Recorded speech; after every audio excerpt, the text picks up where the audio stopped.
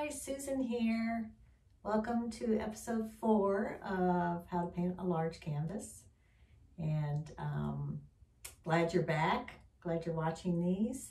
And today, as you can see, I've made some progress. The last episode was on blocking, just planning out your composition. And I've actually started putting oil paint on. And I've had some good things happen and some not so good things happen, and I'll talk to you about both of those because that's just the nature of the process of painting sometimes. Everything may not go as well as anticipated. But first I just wanted to show you, here's my painting tray. You can see it has some paint all ready to go. So I'm going to do just a little short demonstration. But I wanted to show you on my painting tray, I actually use these palette papers. And what's really nice about the palette papers is you don't have to worry about cleaning your tray, once you're done. And so let's say I'm used my palette as much as I can and I need to start with a fresh palette. All I have to do is lift this paper out. And it's sort of like wax paper, and you could probably use wax paper too, so it might save you some money. Actually, I just thought of that, but anyway, palette papers fit nicely in this tray and I don't have to worry about cutting out wax paper. So to my composition, my painting, and what I've done so far. So I actually started over here with the pond grass, and this is what went not so well. So I did the pond grass. I wasn't really happy with it. It just didn't have a lot of movement to it. And then I started doing a little more research about pond grass. Anyway, long story short, I didn't like it and I didn't really know how to salvage it. So I just took my, one of my palette knives like this and just scraped all the oil paint off as much as I could. And then once it dried a little bit, I took some sandpaper, as you can see, it's really green, and sanded it down. So, and now it's really smooth and I can go back over it and do something different. I also, did that pond grass and then I thought, I'll do some up here. Maybe I could do something different. Well, I didn't like the way that was turning out either. So I just decided to stop the insanity with the pond grass, and move on. So I started working on the water. If you follow me on Instagram, susanmackowiakart, then you probably saw the water looked a little different when I first started. And I didn't like where that was going either. So I decided to redo the water.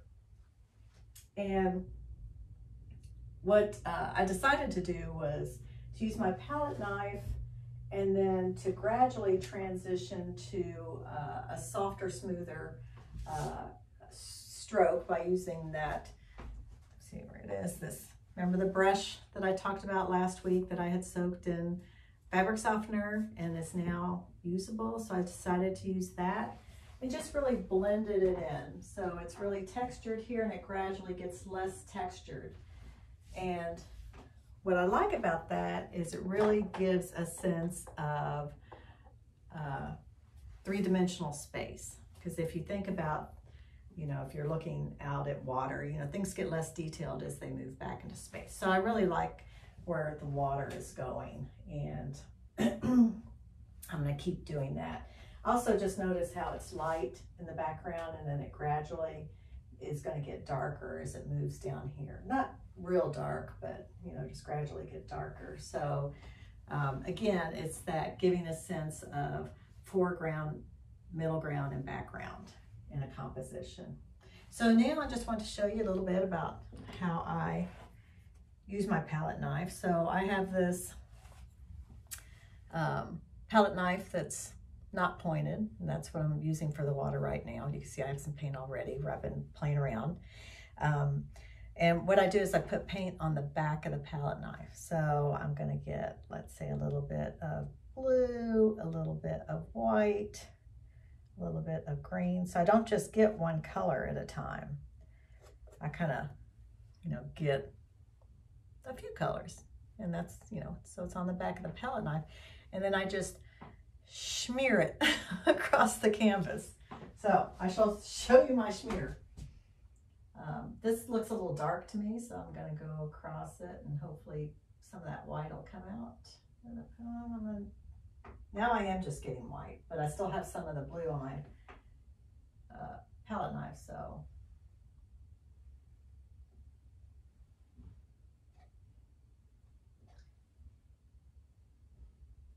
So I just move it across the canvas like that. And I like the idea of using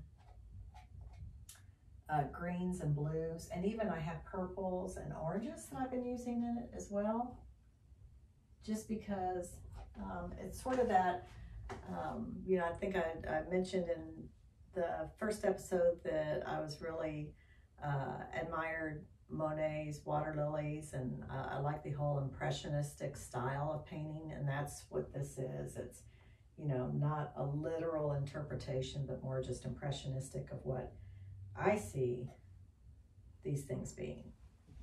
So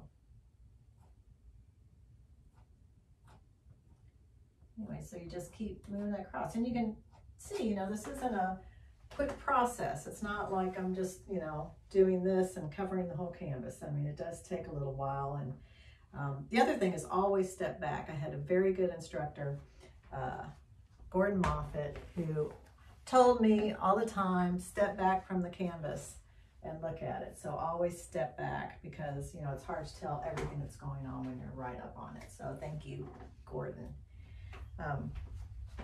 Anyway, so that's today's episode. And if you like these videos, please like the video and subscribe so you know when the next episode is coming up, and see what happens with this large canvas.